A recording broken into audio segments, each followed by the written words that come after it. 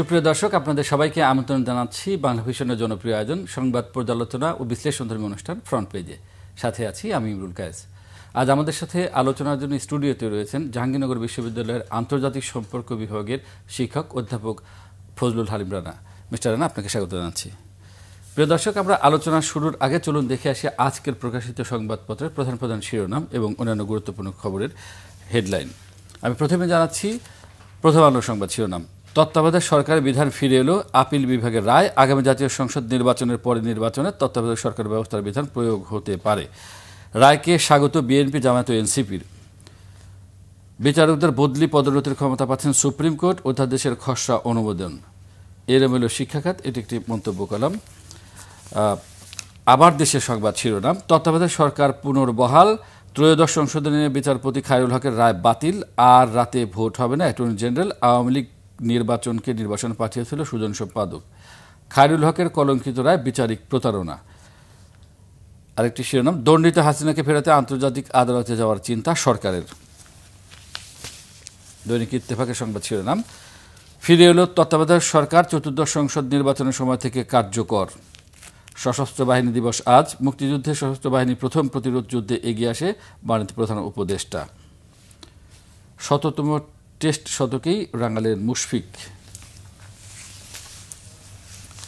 সমকালের শিরোনাম, আবার তত্ত্বাবধায়ক সরকার ব্যবস্থায় ফিরছে দেশ, আপিল বিভাগের রায়।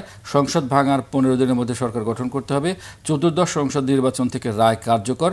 ত্রয়োদশ সংশোধনী বাতিলে পুরো রায় ছিল ত্রুটিপূর্ণ, কলঙ্কিত। আপিল বিভাগ তত্ত্বাবধায়ক সরকার গঠন প্রক্রিয়া পরবর্তী সংসদ নির্ধারণ করবে অ্যাটর্নি জেনারেল। সংসদের শীর্ষ ৩ দল মিলে বাছাই করবে প্রধান উপদেষ্টা। স্বাধীন বিচার বিভাগের পথে আরও এক ধাপ, অধ্যাদেশের চূড়ান্ত অনুমোদন। দেশের ১০ কোটি মানুষ নিরাপদ পানির সংকটে। শেখ হাসিনার প্রত্যর্পণ, দিল্লিকে চিঠির বিষয়ে চুপ পররাষ্ট্র মন্ত্রণালয়। যুগান্তরের শিরোনাম, তত্ত্বাবধায়ক ব্যবস্থা পুনর্বহাল, আপিল বিভাগের ঐতিহাসিক রায়। ১৪ বছর আগে আপিল বিভাগের দেওয়া রায়টি ত্রুটিপূর্ণ ছিল, এটি সম্পূর্ণরূপে বাতিল করা হলো। আপিল বিভাগ বাতিলের নির্দেশ হাসিনার বাস্তবায়নে ৪ বিচারপতি। জোড়া শতকের চালকের আসনে বাংলাদেশ। ইনকিলাবের শিরোনাম, তত্ত্বাবধায়ক সরকার পুনর্বহাল, ইউনিসের অধীনে নির্বাচন কার্যকর চতুর্দশ সংসদ নির্বাচন থেকে। ত্রয়োদশ জাতীয় সংসদ নির্বাচন, চূড়ান্ত প্রার্থী নির্বাচনে কৌশলী জামায়াত। বন্দর ইজারা গোপন চুক্তি বাতিলের দাবি, ১০৭ বিশিষ্ট নাগরিক সহ বিভিন্ন দল ও সংগঠনের বিবৃতি। আরেকটি শিরোনাম, ভারত হাসিনা কামালকে না দিলে হেগের আদালতে যাবে সরকার। সুপ্রিম কোর্ট সচিবালয় অধ্যাদেশ চূড়ান্ত, মানব পাচার ও অভিবাসী চোরাচালান অধ্যাদেশের খসড়া অনুমোদন। আইন উপদেষ্টা সংবাদ সম্মেলনে বলেছেন। মানবজমিনের শিরোনাম, ফিরল তত্ত্বাবধায়ক কার্যকর চতুর্দশ সংসদ থেকে। সশস্ত্র বাহিনী দিবস আজ। তারেক রহমানের ৫ ভাবনা, নারী নিরাপত্তা নেতৃত্ব নিশ্চিত নিয়ে। কালের কণ্ঠ, ফিরল তত্ত্বাবধায়ক সরকার। আরেকটি শিরোনাম, চাকরিচ্যুত ৫ কর্মকর্তা, প্রশাসনের তোলপাড়। দলবাজ কর্মকর্তাদের মধ্যে চাকরি হারানোর আতঙ্ক, ন্যায় বিচারের পরিপন্থী, আদালতে গেলে টিকবে না ফিরোজ মিয়া। কালবেলা শিরোনাম, অবৈধ কাজে শাস্তি পাওয়া কোম্পানির নানা সুবিধার আবদার। আরেকটি শিরোনাম, কলঙ্কিত রায় বাতিল হয়ে জীবন ফিরল তত্ত্বাবধায়ক ব্যবস্থার। নিম্ন আদালতের সব বিষয়ে সিদ্ধান্ত নেবেন উচ্চ আদালত। সুপ্রিম কোর্ট সচিবালয় অধ্যাদেশ চূড়ান্ত অনুমোদন। বাংলাদেশ প্রতিদিনের শিরোনাম, ফিরল তত্ত্বাবধায়ক সরকার, সর্বোচ্চ আদালতের রায়।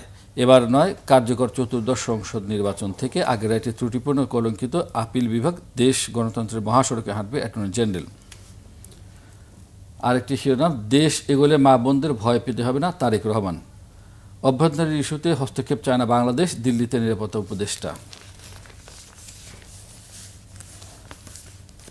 দেশ রূপান্তর, ফিরল তত্ত্বাবধায়ক ব্যবস্থা, রায়কে স্বাগত জানালো রাজনৈতিক দলগুলো।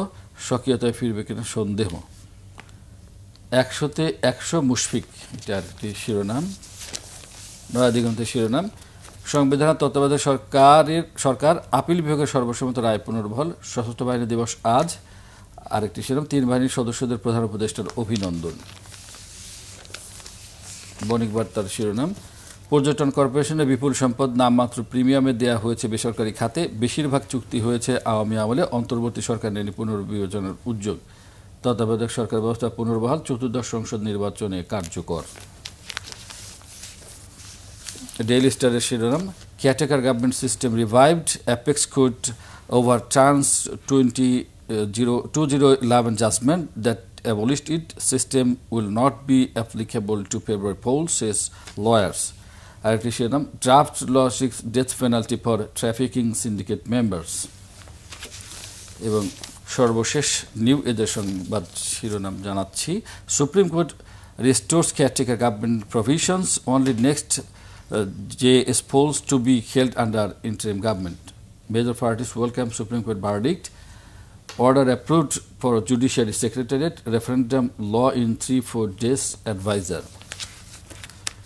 যারা আমরা প্রতিটি সংবাদপত্রের শিরোনাম দেখলাম, সবগুলো সংবাদপত্রে একটি শিরোনাম কমন আছে, সেটি হচ্ছে তত্ত্বাবধায়ক সরকার ব্যবস্থা। আপনি জানেন যে গতকাল সুপ্রিম কোর্টের প্রধান বিচারপতির নেতৃত্বে যে ফুল কোর্ট বসে তত্ত্বাবধায়ক সরকার ব্যবস্থা ফিরিয়ে নিয়ে এসেছে। তো এই তত্ত্বাবধায়ক সরকার ব্যবস্থার অধীনে আমরা দেখেছি যে আগের নির্বাচনগুলো হয়েছে, অর্থাৎ আওয়ামী লীগের আগে যে নির্বাচনগুলো হয়েছে, এমনকি আওয়ামী লীগও সেই তত্ত্বাবধায়ক সরকারের নির্বাচনের মধ্যে দিয়েই ক্ষমতায় এসেছিল। এখন আমার প্রশ্ন যে এই যে তত্ত্বাবধায়ক সরকার ব্যবস্থা ফিরে এলো এবং এটি এই সংসদ না পরের সংসদ থেকে কার্যকর, তো এই ব্যবস্থাটি বাংলাদেশের নির্বাচনকে কতখানি আগের অবস্থা ফিরিয়ে নিয়ে যেতে পারবে, অর্থাৎ সুষ্ঠু স্বাভাবিক করতে পারবে আওয়ামী লীগের আগের আমলে যেরকম ছিল আমরা দেখেছি?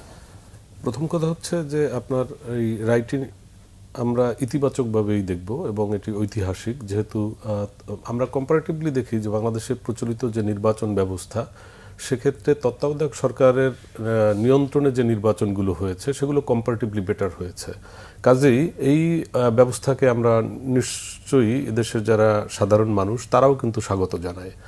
এখন প্রশ্ন হচ্ছে যে এই তত্ত্বাবধায়ক ব্যবস্থা যখন চালু হয় 1996-তে, এরপরে কিন্তু কথা ছিল যে এটার ধারাবাহিকতা থাকবে, কিন্তু তিনজন আইনজীবী খুব সম্ভবত 1998 সালে, অর্থাৎ অ্যাডভোকেট সলিমুল্লাহর নেতৃত্বে, ওনারা রিট করেছিলেন যে এই ব্যবস্থা ত্রুটিপূর্ণ এবং এটাকে গণতান্ত্রিক যে প্রক্রিয়া সেই প্রক্রিয়ায় আপনার তত্ত্বাবধায়ক সরকার ব্যবস্থা থাকতে পারে না, এই মর্মে তাদের বক্তব্য ছিল। এবং সেটা দেখা যায় যে একটা পর্যায়ে কিন্তু কোর্টে আপনার 2004 সালে তখন কিন্তু কোর্ট একটা চমৎকার আমি বলবো যে ইনস্ট্রাকশন দিয়েছিল, সেটা হচ্ছে এরকম যে তারা এমিরাস কিউরি নিয়োগ করেছিল 8 জন। আপনার খুব সম্ভবত মনে আছে যে ডক্টর কামাল হোসেন, টি.এইচ খান, তারপরে হচ্ছে ব্যারিস্টার রুকনউদ্দিন মাহমুদ, আমিরুল ইসলাম, এরকমের খুব নাম করা যারা আমাদের এই আইন অঙ্গনের যারা প্রাজ্ঞ মানুষ, তারপর ডক্টর এম জহির, তারপরে প্রয়াত আইনজীবী রফিকুল হক, এরকমের বেশ কয়েকজন।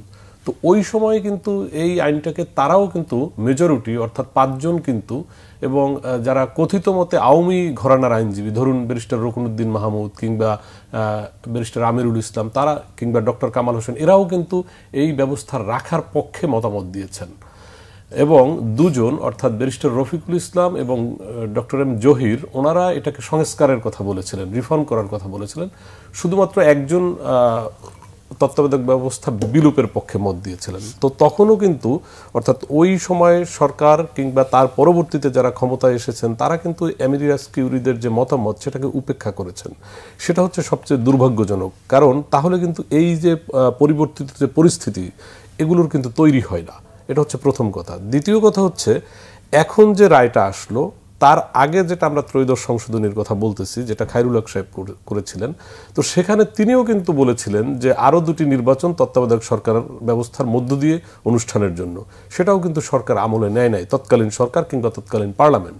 ঠিক তেমনি এখন যে অবস্থাটা দাঁড়ালো সেটা হচ্ছে যে ধরুন আমরা বলছি যে 14th সংসদ থেকে এটা কার্যকর করা হবে, তাহলে সামনের নির্বাচনে কি হবে? সামনের নির্বাচন যারা এক্সিস্ট করতেছেন যে সরকার, সেই সরকারের অধীনে হবে। এখন প্রশ্ন হচ্ছে যে যখন একটা নতুন সরকার তৈরি হবে, নতুন একটা পার্লামেন্ট তৈরি হবে, আপনার এইটার ইম্প্যাক্ট কিন্তু মূলত নির্ভর করবে সেই নতুন পার্লামেন্টের উপরে। অর্থাৎ তারাও যদি আগের সরকারের মতো এটাকে পার্লামেন্টে, আপনারা জানেন যে আমরা যেটাকে হানা ভোট বলি, অর্থাৎ আপনি যে কোনো লই, আদালতের যেটা কাজ সেটা হচ্ছে যে সে ত্রুটি বিচ্যুতি খুঁজে দেখতে পারে, কিন্তু সে তো আইন পাশ করতে পারে না। আইন পাশ করার এখতিয়ার তো কেবলমাত্র সংসদের এবং সাংসদদের। তো সেক্ষেত্রে এই রায় যদি নতুন যে সরকার আসবে সেই সরকার যদি প্রত্যাখ্যান করে কিংবা এটা নিয়ে একটা লুকোচুরি করে, তখন কিন্তু সেই আবার আগের পরিস্থিতি তৈরি হবে। যে কারণে আমরা এবং এই মুহূর্তে কিন্তু আদালতের এটাও সুযোগ নেই যে না পরবর্তী নির্বাচন থেকেই তত্ত্বাবধায়ক সরকারের অধীনে হবে, কারণ এটা করতে গেলে আপনাকে তো আদালতের যে রায় সেটাকে তো আপনার পার্লামেন্ট হয়ে তারপরে আপনার বৈধতা নিয়ে আসতে হবে, লেজিটিমাইট করতে হবে। তো সে সুযোগও নেই। যে কারণে এখন এইটা পুরোটা নির্ভর করবে বাংলাদেশের যে রাজনৈতিক দলগুলো রয়েছে তাদের সদিচ্ছার উপরে। এবং আমি তাদেরকে ধন্যবাদ জানাই রাজনৈতিক দলগুলোকে যে তারা কিন্তু এই রায়ের পরে সবাই এটাকে অ্যাপ্রিসিয়েট করেছেন, তারা কিন্তু এই রায়কে সাধুবাদ জানিয়েছেন, সাদরে গ্রহণ করেছেন।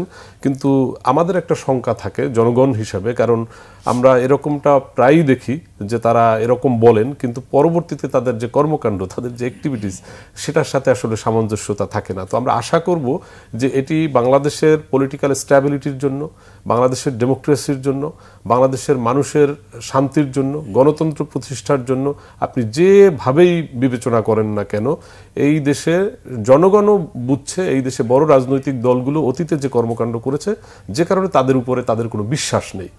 এখন এই তত্ত্বাবধায়ক ব্যবস্থার উপরে যেহেতু আপনার বিশ্বাস স্থাপন করা হয়েছে, জনগণেরও সম্মতি রয়েছে, কাজেই আমরা মনে করি যে সকল রাজনৈতিক দলের উচিত হবে যে এই ব্যবস্থাকে টিকিয়ে রাখা কিংবা পার্লামেন্টে লেজিটিমাইট করা, এবং তারপরে যে যখন জনগণের ভোটে ক্ষমতায় আসবেন, অর্থাৎ সত্যিকারের যে গণতান্ত্রিক যে চর্চা কিংবা যে প্রক্রিয়া, সেই প্রক্রিয়ায় তারা হাঁটবেন। এটা আমাদের সকলের মানে জনগণের তরফ থেকে আমাদের সকল রাজনৈতিক দলের প্রতি এই আশাটা থাকবে।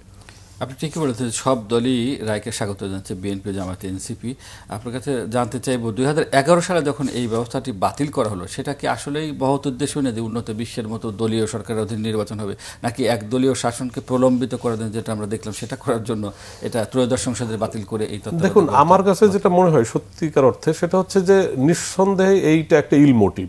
কারণ একটা এক্সিস্টিং প্রসিডিউর যখন আমরা 1996 থেকে কন্টিনিউ করছিলাম এবং সেটা কিন্তু আমরা কম্পারেটিভলি ভালো ফল পাচ্ছিলাম। আমি কিন্তু বারবার বলছি একটা কথা যে বাংলাদেশের সকল নির্বাচন ব্যবস্থাই কম বেশি ত্রুটিপূর্ণ, কিন্তু এখন আমাকে দেখতে হবে যে এর মধ্যে কম ত্রুটিপূর্ণ কোনটা, মন্দের ভালো কোনটা। হ্যাঁ, মন্দের ভালো কোনটা। সেই জায়গায় কিন্তু ক্যাটেগর গভর্নমেন্ট আমাদের কাছে মনে হচ্ছে এই কনসেপ্ট কিংবা এই আইডিয়া বাংলাদেশের রাজনীতির সাথে যায়, এবং এটা 11 সালে কিংবা 20 সালে বা 30 সালে পরিবর্তন করার মতো বাংলাদেশের পলিটিক্যাল স্ট্যাবিলিটি কিংবা পলিটিক্যাল ম্যাচিউরিটি সেটা এখন পর্যন্ত হয়নি। কাজেই ওই সময় এটা একটা ইল মোটিভ ছিল। আবার কোর্ট যেটা করেছিল, কোর্ট কিন্তু আপনি দেখেন আমরা অনেক সময় হচ্ছে কি একদমই মানে ফান্ডামেন্টালি একটা পক্ষকে দোষারোপ করি। যেমন কোর্ট কিন্তু বলছে ওই সময়ও যে আরও অন্তত 2টা নির্বাচন যাতে ক্যাটেগর সরকারের অধীনে হয়, কিন্তু সেই সরকার তো সেটা শুনে নাই, এবং না শোনার ফলে তো আজকের এই পরিণতি হয়েছে তাদের। তো বাস্তবতাটা হচ্ছে যে আপনি যেটা বলতে চাচ্ছেন যে ওই সময় নিশ্চয়ই, কারণ আপনি একটা এক্সিস্টিং আপনার বলা যায় যে একটা প্রসিডিউর ছিল এবং সেখানে একটা লেভেল প্লেইং ফিল্ড ছিল, হ্যাঁ, এবং রাজনৈতিক দলগুলো সকলের এই দাবিটাই ছিল, এবং এখনো কিন্তু এই দাবি, যে কারণেই তো তারা এটাকে সাদরে গ্রহণ করেছে। তার মানে কি? তার মানে একটা পক্ষ তাদের ক্ষমতা টিকিয়ে রাখার জন্য এই প্রসিডিউরকে বেছে নিয়েছিল, অর্থাৎ কোর্টকে প্রভাবিত করে বা ব্যবহার করে তারা তাদের পক্ষে রায় নেওয়ার চেষ্টা করেছে। সেটা নিঃসন্দেহে আপনার দুরভিসন্ধিমূলক ছিল, এটা বলাই যায়। আমার দেশে একটা শিরোনাম করেছে, সেটা হচ্ছে সাবেক প্রধান বিচারপতি খায়রুল হকের রায় বিচারিক প্রতারণা ছিল। এটা গতকালকে যে রায় দিয়েছে সুপ্রিম কোর্ট, সেখানে কিন্তু বলা হয়েছে যে একটা প্রতারণাপূর্ণ রায় খায়রুল হক দিয়েছিলেন। এবং আমরা দেখি যে রায়ের পরপরে যখন তিনি অবসরে গেলেন, তখন তাকে একটা প্রাইস পোস্ট দেওয়া হলো, আইন কমিশনের চেয়ারম্যান হিসেবে তাকে নিয়োগ দেওয়া হলো।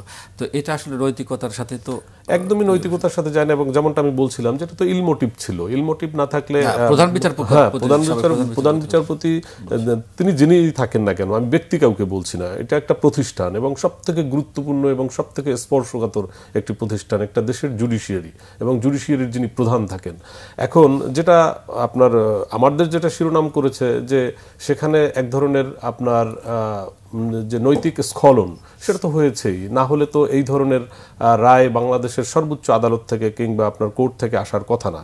এবং যখন আপনি এটা করেন, যেটা আমি বারবার বলতে চাচ্ছি, যে তখন হচ্ছে কি আপনি যে একটা পলিটিক্যাল স্ট্যাবিলিটি ছিল, ধরেন এক ধরনের কনসাসের মধ্য দিয়েই তো এই প্রক্রিয়ায় আমরা গিয়েছিলাম 1996-এ, তো সেই প্রক্রিয়াকে আপনি তো বাধাগ্রস্ত করে দিলেন, তাই না?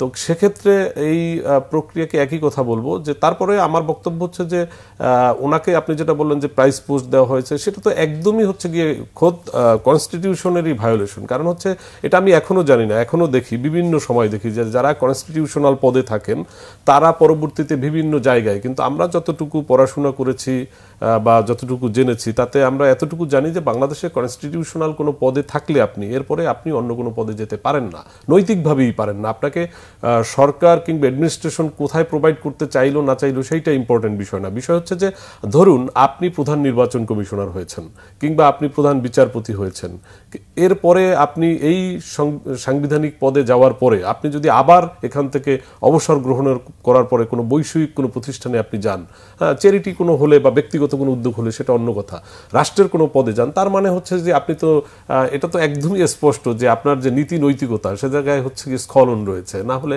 আপনি কেন কোনো লাভজনক প্রতিষ্ঠানে যাবেন কিংবা রাষ্ট্রকে আপনি নতুন করে কেন আপনি সার্ভ করতে যাবেন? আপনার যেটা দেয়ার সেজন্যই তো আপনাকে ওই সর্বোচ্চ জায়গায় বসানো হয়েছে, তো তখন আপনি কি করেছেন? এই প্রশ্নটা তো থেকেই যায়। এবং আপনি সঠিক বলেছেন, এখানে তার যে প্রাইস পোস্টিং দেয়া হয়েছে সেটা সম্পূর্ণ অনৈতিক। আমরা দেখি যে তত্ত্বাবধায়ক সরকারের ক্ষেত্রে মূলত দ্বন্দ্ব যেখানে হয় সেটি হচ্ছে যে প্রধান উপদেষ্টা কে হবেন সেই জায়গাটি নিয়ে। আমরা দেখেছি সাবেক প্রধান বিচারপতি আগে হতেন। সামনের দিনে আমরা আসলে এটা একজন নিরপেক্ষ ব্যক্তি খুঁজে বা যে সংস্কারের কথা বলে সেখানেও কিছু গাইডলাইন দেওয়া হয়েছে এই প্রধান উপদেষ্টা নিয়োগ তত্ত্বাবধায়ক সরকারের। এই বিষয়টি আসলে কতখানি সম্ভব হবে? দেখুন, আমার কাছে মনে হয় কি যে ব্যক্তি প্রধান সর্বশেষ অবসরপ্রাপ্ত প্রধান বিচারপতি হবেন নাকি বাংলাদেশের অন্য কোনো বিশিষ্ট নাগরিক হবেন সেইটা আমার কাছে খুব গুরুত্বপূর্ণ বিষয় না। বিষয়টা হচ্ছে যে প্রথম কথা হচ্ছে আমি যেটা বললাম যে আপনাকে এটা লেজিটিমাইট করে আসতে হবে পার্লামেন্ট থেকে, সেখানে আপনার কনসেনসাসের সুযোগ আছে, ডায়ালগের সুযোগ আছে, রাজনৈতিক দলগুলোর সাথে মতামতের সুযোগ আছে। এটা হলো গিয়ে আপনি যখন ল এক্সিকিউট করবেন তখন। আর এর বাইরে হচ্ছে গিয়ে যে ব্যক্তি হবেন তার এই নৈতিক বোধ থাকতে হবে, তার আপনার সংজ্ঞা প্রজ্ঞায় তিনি এত ওই লেভেলের উত্তীর্ণ মানুষ তাকে হতে হবে যে তাকে এখানে দায়িত্ব দেওয়া হয়েছে নিরপেক্ষতার জন্য। তিনি যদি কোনোভাবে তার কোনো আচরণে কিংবা তার কোনো কর্মকাণ্ডে সেটা ভঙ্গ করেন কিংবা সংবিধানের ওত নিয়ে যদি সেটা তিনি সেই শপথ ভঙ্গ করেন, তাহলে আসলে এর থেকে দুঃখজনক একটি দেশের জন্য, একটি জাতির জন্য, একটি রাষ্ট্রের জন্য আর কিছু থাকে না। কারণ আপনি যেটা বলছিলেন যে ধরুন সর্বশেষ প্রধান বিচারপতি কিংবা এখন ধরেন আপনি নতুন একটা প্রক্রিয়ার মধ্য দিয়ে আপনি বললেন যে আপনি অপশন রাখলেন যে তিনি রাজি না হলে তিনি হবেন, তিনি না হলে তিনি হবেন, কিন্তু এরা তো সবাই বাংলাদেশের নাগরিক। এবং নিশ্চয়ই আপনার কোর্ট যাদেরকে যে আপনার আমরা বলবো যে নির্দেশনা দিয়েছে সেই নির্দেশনায় তো নিশ্চয়ই একজন গুরুত্বপূর্ণ মানুষকেই এই দায়িত্ব দেওয়ার কথা বলেছেন। তো এখন মানুষটা আসলে মানুষ হিসাবে তিনি কতটা উত্তীর্ণ প্রশ্নটা হচ্ছে সেই জায়গায়। এবং তিনি ধরুন বাংলাদেশের আমরা ধরে নিলাম যে তর্কের জন্য এই যে বাংলাদেশের কোনো মানুষ নিরপেক্ষ নয়, এই কথাগুলোও রাজনৈতিক ভাবে চাউর হয়েছে বহুবার এই তত্ত্বাবধায়ক ইস্যুতে। কিন্তু প্রশ্ন হচ্ছে যে যখন আপনাকে এই দায়িত্বটা দেয়া হবে তখন আপনি নিরপেক্ষ কিনা। কারণ হচ্ছে আমি মনে করি যে ঠিক আছে বাংলাদেশের যে কোনো রাজনৈতিক নাগরিকরা যে কোনো রাজনৈতিক দলের সাথে কোনো না কোনোভাবে অ্যাফিলিয়েটেড থাকতে পারেন, তার বা অথবা তার রাজনৈতিক দর্শনের প্রতি কোনো দুর্বলতা থাকতে পারে, কিংবা তিনি তাকে কোনোভাবে না কোনোভাবে আপনার সেকেন্ডারিলি হয়তো সমর্থন করতেছেন বা ইনডিরেক্টলি সমর্থন করতেছেন। এবং এটা আমরা ধরেন পাবলিকও আমরা জানি যে উনি এই ঘরানার ধরেন উনি একটা রাজনৈতিক দলের আদর্শে বিশ্বাস করেন। কিন্তু প্রশ্নটা হচ্ছে এই ভদ্রলোক কিংবা এই ভদ্রমহিলা যখন এই জায়গাটায় যাবেন তখন সেই অবস্থা থেকে অর্থাৎ তার শপথ থেকে তিনি কি কর্মকাণ্ডটা পরিচালিত করেন সেইটা হচ্ছে ইম্পর্টেন্ট বিষয়। কারণ আমরা ওই রকমের মানুষ খুঁজে পাবো না। কারণ আপনি যদি এই রকমের চিন্তা করেন যে আমরা যে নামগুলো আসবে যে ওনাকে তো দেখছি ছাত্র জীবনে উনি এটা করেছেন বা কর্মময় জীবনে উনি এটা করেছেন অথবা উনি এই পেশাজীবীদের সাথে সম্পৃক্ত ছিলেন, এরকমটা সবার বেলাই হবে। এবং এখানে আসলে এর বাইরে আপনি কাউকে পাবেন না দেশে, এবং সেটা প্র্যাকটিক্যালও না এবং সেটা দরকারও না আমি মনে করি। কিন্তু কথা হচ্ছে যে আপনার ওই নীতি বা নৈতিকতা বোধ সম্পন্ন হতে হবে যে রাষ্ট্র কিংবা সংবিধান কিংবা এদেশের আপামর জনতা আমাকে একটি দায়িত্ব দিয়েছে এবং আমি শপথ নিয়েছি আমি আমার এই সময়টুকু সেটা 90 দিন হোক 120 দিন হোক আমি নিরপেক্ষতার সাথে আমি আমার এই আমানতকে রক্ষা করব। এই জায়গাটা তার থাকতে হবে। তা না হলে আপনি এই যত আইন বলেন, আপনি যত রকমের অধ্যাদেশ বলেন, আমি যে লেজিটিমেসির কথা বললাম সেগুলো বলেন, এগুলো দিয়ে কোনো কিছু দিয়েই কিছু হবে না। কিন্তু মানুষকে ওইটুক বোধ সম্পন্ন হতে হবে সেই ভদ্রলোক কিংবা ভদ্র মহিলাকে। আপনি লেজিটিমেসির কথা কি এজন্যই বলছেন যে এই যে গতকালকে যে রায়টি দিয়েছে আদালত, সেটি আগামী সংসদ গঠিত হলে সংসদে পাশ হবে, তারপরে চতুর্দশ নির্বাচন থেকে? কিন্তু এবং সেখানে একটা শঙ্কা আছে, কারণ আমি যেটা বললাম, আমার শঙ্কাটা হলো ওই জায়গায় যে ধরুন এখন আমরা এটা সবাই এপ্রিসিয়েট করতেছি, কিন্তু এরকমটা যদি হয় যে নতুন যে সরকার হবে তারাও দেখা গেল যে বিগত সরকারের মতো হচ্ছে গিয়ে এমন আচরণ করলো, কিংবা আমাদের জনগণের যে প্রত্যাশা, অর্থাৎ এই কেয়ারটেকার গভর্নমেন্টকে টিকিয়ে রাখা, যেমন কোন পত্রিকা যেন আপনি পড়লেন যে শিরোনাম করছে পুনরুজ্জীবিত করা, তো এখন তারা দেখা গেল যে তারা নিজেদের মতো কেয়ারটেকার গভর্নমেন্ট তৈরি করবে, কিংবা যেহেতু তাদের পার্লামেন্টে মেজরিটি আছে, এটা তো আসলে যে সংস্কার হয়েছে সেই সংস্কারগুলো পাশ হবে আগামী সংসদ হবে, কিন্তু যদি তারা এর সাথে সংযোজন বিয়োজন করে, কিংবা হচ্ছে গিয়ে এটা তো আপনার একদমই আইন প্রণয়ন করার এখতিয়ার বাংলাদেশে আপনার আমাদের যে প্রজাতন্ত্র, এই প্রজাতন্ত্রে কেবলমাত্র সংসদের, এখানে কোর্ট তো আপনার কোনো কিছুই চাপিয়ে দিতে পারবে না, কিংবা কোর্ট যেটা দিবে সেটা তারা গ্রহণ করবে। যেমন বিগত সরকার গ্রহণ করে না, আমি তো বললাম যে ওই রায়, ওই বিতর্কিত রায়েও কিন্তু ছিল যে আরো 1-2টি নির্বাচন তত্ত্বাবধায়ক সরকারের অধীনেই হোক, কই তারা তো রাখে নাই সেটা। আচ্ছা, তো আপনি কি করবেন? তো এখন যেটা হচ্ছে সেখানে তো নিশ্চয়ই আমার শঙ্কার জায়গা রয়েছে, কারণ হচ্ছে গিয়ে বাংলাদেশের পলিটিশিয়ানদের তো মানুষ বিশ্বাস করতে পারে না। এজন্যই তো, কারণ হচ্ছে যে যখন আমরা যেটা দেখি যে বিগত সে রায়, আপনি যেটা ত্রয়োদশের কথা বলছেন, সেটা তো রাখে নাই। আবার এখন যেটা আসলো, এটাও যে নতুন পার্লামেন্ট হবে, সেই পার্লামেন্টে যারা ক্ষমতায় আসবেন তারা যে লেজিটিমেট করবেন, তারপরে আমরা বলতে পারি যে এবং কন্টিনিউ করবে। এখন দেখেন, এখন এই যে পলাতক সাবেক প্রধানমন্ত্রী শেখ হাসিনা এবং তার দলের ওবায়দুল কাদের সৈন্যরা কিন্তু বিভিন্ন ভার্চুয়ালি যে বক্তব্য দিয়েছে, সেখানে কিন্তু তারা এখন নিরপেক্ষ সরকার, তত্ত্বাবধায়ক সরকারের কথাই বলছে, যে নির্বাচনটি ইউনূস সরকারের অধীনে না, অন্য কারো অধীনে নয়, একটা তত্ত্বাবধায়ক সরকার, নিরপেক্ষ সরকারের অধীনে হওয়া উচিত। এটি কিন্তু এখন যেহেতু তারা পতিত হয়েছেন, তারা ক্ষমতা হারিয়েছেন, এখন তাদের মনে পড়েছে যে এটাই আসলে জাস্টিফাইড এবং বাংলাদেশের জনগণের জন্য বা দেশের রাজনৈতিক দলগুলোর জন্য এবং দেশের মঙ্গলের জন্য এটা ঠিক আছে। তো যখন এই জন্যই তো বললাম যে তারা এখন ওনারা মানে কি বলে ক্ষমতা হারিয়েছেন, এ কারণে ওনারা এখন মনে করতেছেন, রিগ্রেট করতেছেন, কিন্তু নতুন করে যারা ক্ষমতায় আসবেন তারাও তো একই পরিণতি হতে পারে ওনাদের মতো, কিন্তু তারা যখন ক্ষমতায় থাকবেন তখন তো তারা এটা আমলে নেবেন না, তখন তো তারা এই বিগত সরকারের মতো তারাও চিন্তা করবেন যে আমরা কিভাবে কন্টিনিউ করতে পারি। এইটা তো সব রাজনৈতিক দলের প্র্যাকটিস, যে কারণে আমরা বলতেছি, আমি আবারও বলছি, মানে আদালতের প্রতি আমাদের সম্মান শ্রদ্ধা রয়েছে, এবং যে কারণে তারা এই রায় দিয়েছেন এবং এই রায়কে কিন্তু মানুষ এপ্রিসিয়েট করেছে, রাজনৈতিক দলগুলোও করেছে, এবং আমি আশা করব যে অনেক হয়েছে, এবার আপনারা অন্তত এই সামনের পার্লামেন্টে এটাকে লেজিটিমাইট করে তারপরে হচ্ছে নতুন প্রক্রিয়ার মধ্য দিয়ে আগামী নির্বাচনগুলো, এবং এই প্রশ্নটা আল্লাহর হস্তে আপনারা কেউ করবেন না যে আবার কবে থেকে আমরা স্টেবল হয়ে গেছি, আমরা ম্যাচিউরড হয়েছি, এখন এটা বাদ দেওয়া হোক। এইটা বাদ দেওয়া কখন দরকার হবে সেটা ন্যাশনাল কনসেনসাস হবে, এবং সেই কনসেনসাসের ভিত্তিতে সেইটা আমরা সেই ইনফিনিটি টাইম এখনো আমরা জানি না। আমরা শেষ দিকে আসছি, আমরা একটু অন্য প্রসঙ্গে যাই। দণ্ডিত শেখ হাসিনাকে ফেরাতে আপনি জানেন যে সরকারের পক্ষ থেকে গত ডিসেম্বরে একটা চিঠি দেওয়া হয়েছিল প্রত্যর্পণ চুক্তির আলোকে, আবার চিঠি দেওয়ার কথা। তো গতকাল আসিফ নজরুল আইন অ্যাডভাইজার তিনি বলেছেন সংবাদ সম্মেলনে যে তাকে ফেরাতে আন্তর্জাতিক অপরাধ আদালতে যাওয়ার চিন্তা করছে সরকার। এটা কতখানি আসলে গুরুত্ব রাখবে তাকে ফেরানোর ক্ষেত্রে? আমার কাছে দেখুন, প্র্যাকটিক্যাল জায়গাটা যেহেতু একটু আমার কাছে মনে হয় যে এরকম, যে ধরুন সরকারের জায়গা থেকে সরকার, জনগণের একটা প্রত্যাশা থাকে যে সরকার কি করছে এই ইস্যুতে সেটা জানার আগ্রহ, এবং সেই জায়গায় সরকারের স্পষ্ট থাকা, আমি মানে সরকারকে বা সরকারের যারা দায়িত্বশীল জায়গায় রয়েছেন তাদের কাছে এই প্রত্যাশা মানুষের রয়েছে, এবং সেটাকে আমিও রেসপেক্ট করি জনগণের এই মতকে। কিন্তু বিষয়টা হচ্ছে যে আপনি যখন আপনি চিন্তা করবেন যে অর্থাৎ গ্লোবাল প্ল্যাটফর্মে আমরা যে ধরুন আপনি যেটা বলছিলেন যে একবার চিঠি দিয়েছে, আবার চিঠি দিবে, কিংবা আন্তর্জাতিক আদালতে যাবে, এখন সেই জায়গায় হচ্ছে গিয়ে এইটা আসলে আমাদের যে চিন্তার যে জায়গা, আমাদের যে বোঝাপড়ার জায়গা, সে মানে বিয়ন্ড আওয়ার ক্যাপাসিটি। কারণ হচ্ছে এটা সরকার এবং হচ্ছে গিয়ে আপনার পতিত যে সরকার, এই দুই সরকারের বোঝাপড়ার বিষয়, অর্থাৎ দুই সরকারের বোঝাপড়া ইন এ সেন্স যে এরা কে কতটা হচ্ছে গ্লোবাল যে পাওয়ার ফ্যাক্টর, সেই জায়গায় কে কতটা প্রভাবিত করতে পারে, তার উপরে নির্ভর করবে এইটার রেজাল্ট। তো সেই জায়গায় আসলে আমরা একদমই বলতে পারেন যে অন্ধকারে রয়েছি। তবে মানুষের যে জানার যে আগ্রহটা আপনি যেটা বললেন, সরকার চাইলে, সরকারের সদিচ্ছা আছে, সেইটা তারা স্পষ্ট করতে পারে, এবং আমার ধারণা যে সেটা সেটা তারা করবেও, হয়তো একটু সময় লাগে, কারণ যেহেতু এই ইস্যুগুলো অনেক সেন্সিটিভ ইস্যু এবং অনেক বড় ইস্যু, সেক্ষেত্রে এটা টাইম কনজিউমিং একটা ইস্যু থাকে। এমন না যেটা আজকে বললাম কালকে সে স্পষ্ট করতে পারবে, এমনটা মনে হয় না আমার কাছে। এর মধ্যে যখন এই অবস্থা, তখন আমরা দেখলাম যে আমাদের নিরাপত্তা উপদেষ্টা ডক্টর খলিলুর রহমান তিনি ভারত সফর করেছেন, ভারত সফর থেকে ফিরে এসেছেন। সেখানে নিরাপত্তা উপদেষ্টার কলম্বো কনক্লেভের নিরাপত্তা উপদেষ্টাদের সম্মেলনে তিনি যোগ দিয়েছিলেন এবং সেখানে কথাও বলেছেন। পাশাপাশি তিনি ভারতের নিরাপত্তা উপদেষ্টা অজিত দোভালের সাথে বৈঠক করেছেন।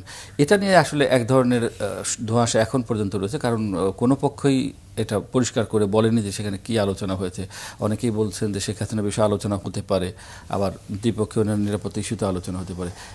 এই বিষয়টা আসলে কতখানি পরিষ্কার করা দরকার, অথবা সেখানে আদৌ আলোচনা হয়েছে কিনা? এটা গণমাধ্যমের মাধ্যমে আমরা যতটুকু জানতে পেরেছি, এটা গণমাধ্যম বলছে এরকমের ব্রেকিং দ্য আইস, অর্থাৎ বুঝাতে চাচ্ছে এখানে যারা আন্তর্জাতিক সম্পর্ক নিয়ে কাজ করেন তারা বলতে চাচ্ছেন এরকম যে গত 1.5 বছর আমাদের যে কোনো কারণেই হোক ভারত বাংলাদেশ যে সম্পর্ক সেটা খুবই শীতল। তো সেই জায়গাটায় এটা আইস ব্রেকিং তারা এজন্য বলেন যে অ্যাটলিস্ট অফিসিয়ালি তো একটা বাইলেটারাল টক প্রথমবারের মতো অনুষ্ঠিত হলো, অর্থাৎ ভারতের তরফ থেকেও এবং বাংলাদেশের তরফ থেকেও, এবং এটাকে কিন্তু ইতিবাচকভাবে দেখা উচিত এবং দুই পক্ষকেই বোঝা উচিত যে বাংলাদেশ এবং ভারত এই যে সম্পর্ক, ভারতের জন্য বাংলাদেশ কিন্তু অত্যন্ত গুরুত্বপূর্ণ তার বৈদেশিক সম্পর্কের ক্ষেত্রে।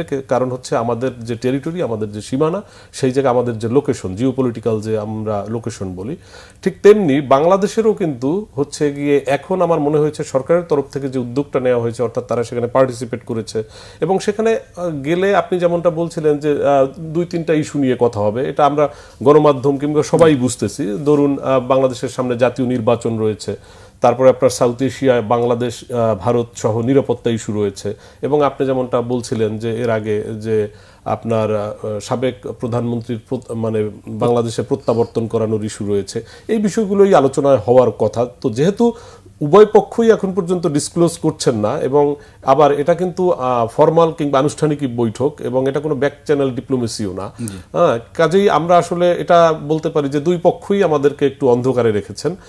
তবে যারা এর সাথে সম্পৃক্ত ছিলেন, হাই অফিসিয়ালস দুই পক্ষেরই, তারা কিন্তু এটাকে ইতিবাচকভাবে ব্যাখ্যা করছেন, কাজেই আমরাও এটাকে ইতিবাচকভাবেই নিতে চাই। আমরা ধন্যবাদ ফজলুল আলম রানা আপনাকে চমৎকার আলোচনার জন্য। প্রিয় দর্শক, আমরা অনুষ্ঠানের একদম শেষ প্রান্তে চলে এসেছি, তাই এখানেই বিদায় নিতে হচ্ছে। আমাদের ফ্রন্ট পেজ অনুষ্ঠানটি প্রতিদিন সকাল 9টা 20 থেকে 25 মিনিটের মধ্যে প্রচার হয়। দেখার আমন্ত্রণ জানিয়ে আজ এখানেই শেষ করছি। সবাই ভালো থাকুন, সুস্থ থাকুন, আল্লাহ হাফেজ।